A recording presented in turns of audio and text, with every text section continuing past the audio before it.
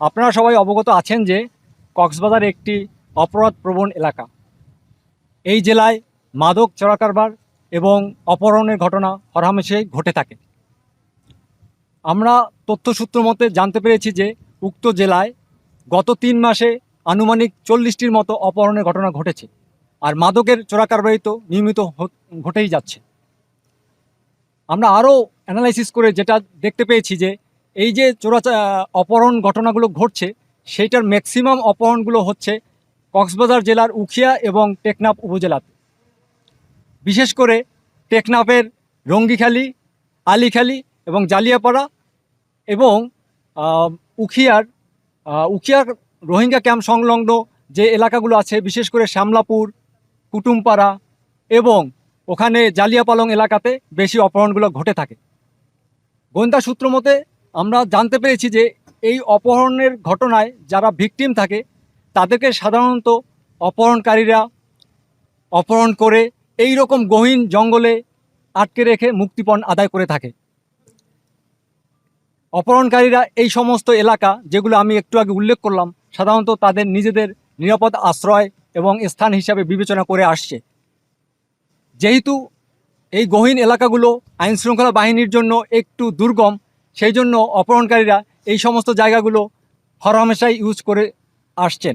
তাদের এই safe house ধ্বংস করা এবং মাদক এর রুট ধ্বংস করার জন্য আমাদের আজকের এই সাঁড়াশি অভিযান পরিচালিত হয়েছে। আপনারা জেনে আনন্দিত হবেন যে আজকের এই অভিযানে আমাদের বাংলাদেশের আইনশৃঙ্খলা বাহিনীর সকল ডিপার্টমেন্টের প্রতিনিধিত্ব ছিল।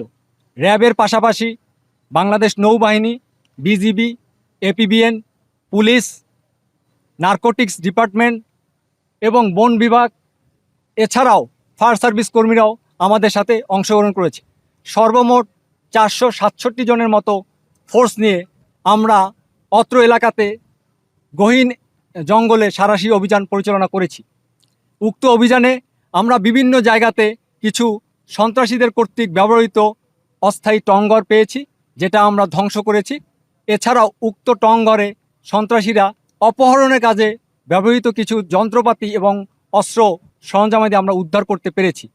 উল্লেখ্য যে আমরা এখানে আজকের এই অপারেশনে একটি 1 শুটার গান ও 8 রাউন্ড অ্যামুনিশন, 2টি লোকাল গান ও 4 রাউন্ড অ্যামুনিশন, এছাড়াও 10টি রামদা, কিরিস ও চাকু উদ্ধার করেছি, যেগুলো এই পাশের টেবিলে প্রদর্শিত আছে, আপনারা দেখে নেবেন। এছাড়াও অপহরণকারীরা বর্ণিত টংঘর এবং অস্থায়ী ঘরে যখন থাকতো, তারা সাধারণত মাদক ব্যবহার করে থাকে। ওই মাদকের কিছু পরিত্যক্ত অংশ, কিছু গাঁজা এবং প্রায় 2050টার মতো ইয়াবা আমরা উদ্ধার করতে সক্ষম হয়েছি। এছাড়াও উক্ত স্থানে অপহরণকারীরা তাদের কাজে ব্যবহার করার জন্য কিছু কম্বল ব্যবহার করত, সেই কম্বলগুলো আমরা উদ্ধার করতে সক্ষম হয়েছি। একটাই উদ্দেশ্য ছিল যে বর্ণিত এই গহীন এলাকাগুলো যেন সন্ত্রাসীদের অভয়ারণ্য, নিরাপদ আশ্রয় না থাকে।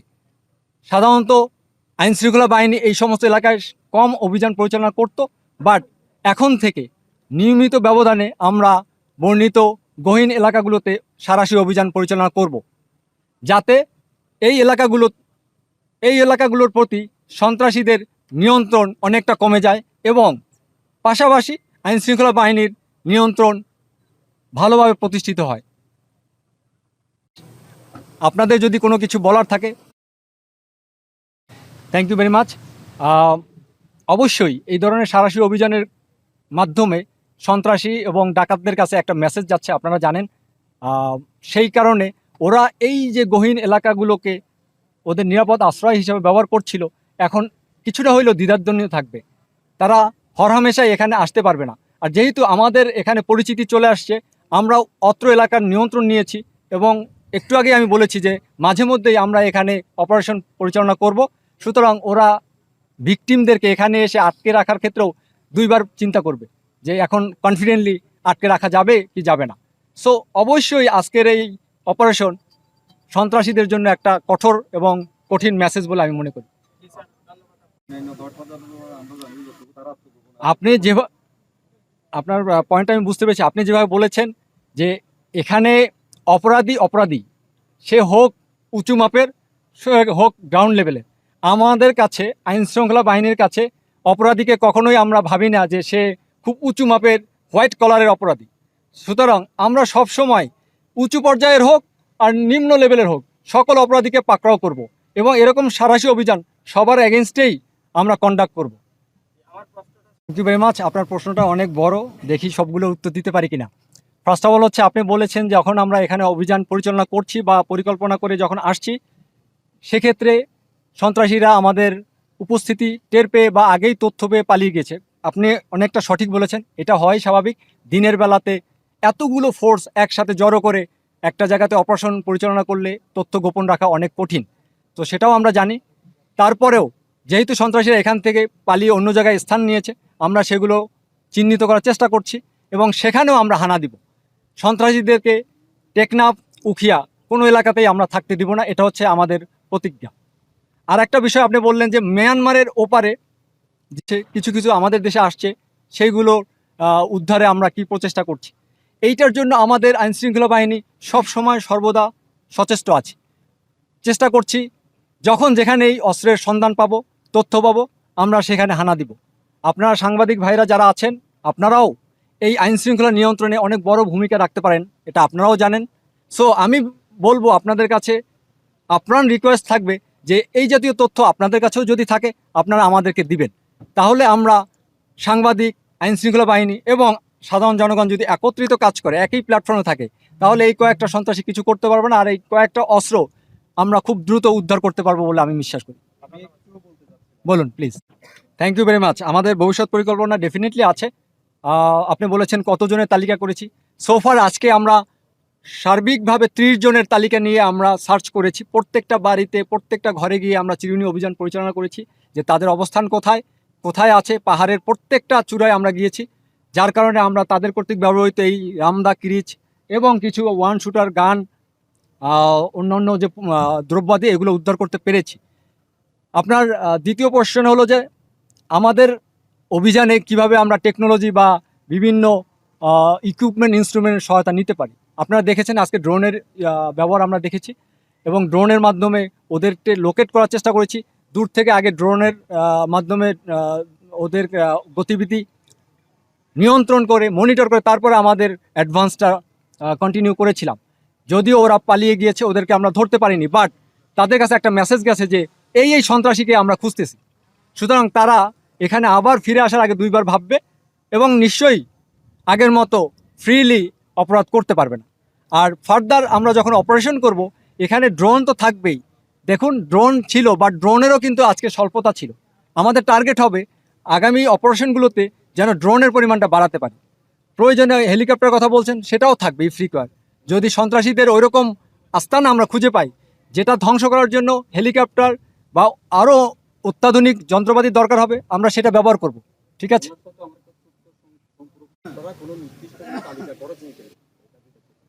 Thank you very much. আমরা ডেফিনেটলি নির্দিষ্ট তালিকা করেছি। আমাদের বিভিন্ন আইনশৃঙ্খলা বাহিনীর দপ্তরগুলোতে এই তালিকা আছে।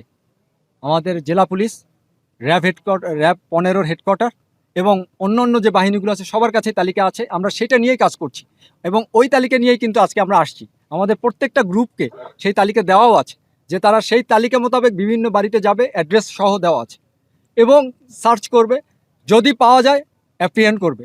বাট আজকে কাউকে আমরা পাইনি। মেসেজ এটাই যে এরকম আমরা মাঝে মধ্যেই সাঁড়াশি অভিযান পরিচালনা করব, যেন সন্ত্রাসীদের মধ্যে আতঙ্ক থাকে যে না, যে কোনো সময় আইন প্রক্রিয়া সংস্থা চলে আসবে। ঠিক আছে, শনাক্ত করতে পেরেছি যারা দূর থেকে সাপোর্ট দিচ্ছে। এখন দূর থেকে সাপোর্ট দিচ্ছে, প্যাট্রোনাইজ করছে, তার কাছে যদি আপনি কোনো অস্ত্র না পান, কোনো মাদক দ্রব্য না পান, তাকে কিন্তু সহজে আপনি আটক করতে পারবেন না। তাকে আটক করতে হলে এই যে আইনের কিছু গ্যাপ আছে, এইগুলো কাভার করে তারপর আটক করতে হবে। যদি তার কাছে ইন পজিশনে আমি কোনো ইলিগাল ওয়েপন পাই, কোনো ড্রাগ পাই, তাইলে ধরতে পারি। অথবা যাদেরকে ধরা হচ্ছে অপহরণকারী, তারা যদি প্রত্যক্ষভাবে ভিডিও অথবা সাক্ষী দেয় যে না অমুকে আমাকে সহায়তা করছে, তাইলেই ধরতে পারি। তো ওইটার চেষ্টা করা হচ্ছে। বাট সাধারণত যারা দূর থেকে কলকাঠি নাড়ে তাদেরকে খুঁজে পাওয়া যায় না, কারণ হচ্ছে তার পজিশনে কখনো সে ড্রাগ কিংবা অবৈধ অস্ত্র কিছুই রাখেন না, সে অন্যদেরকে দিয়ে কাজটা করান। সো এই জায়গায় একটু আমাদের কাজ করতে হবে। আমরা আইনশৃঙ্খলা বাহিনী কাজ করছি যেন তাদেরকেও ভালো মতো পাকড়াও করা যায়। কিভাবে করা যায় সেটা নিয়ে আমরা কাজ করছি। আমাদের আইনশৃঙ্খলা বাহিনীর গত সপ্তাহে একটা মিটিং হয়েছে এবং ফ্রিকুয়েন্টলি মিটিং হবে। এই যে যারা হোয়াইট কলার আছেন, যাদেরকে আমরা সামনে থেকে দেখতে পাচ্ছি না, পিছনে বসে কলকাঠি নাড়ছেন, তাদেরকে কিভাবে পাকড়াও করা যায় ওই ব্যাপারে আমরা আমাদের পরিকল্পনা করছি। ধীরে ধীরে ওইটাও চলে আসবে, বাট এখন হয়তো আমি সবার সামনে ডিসক্লোজ করতে পারছি না।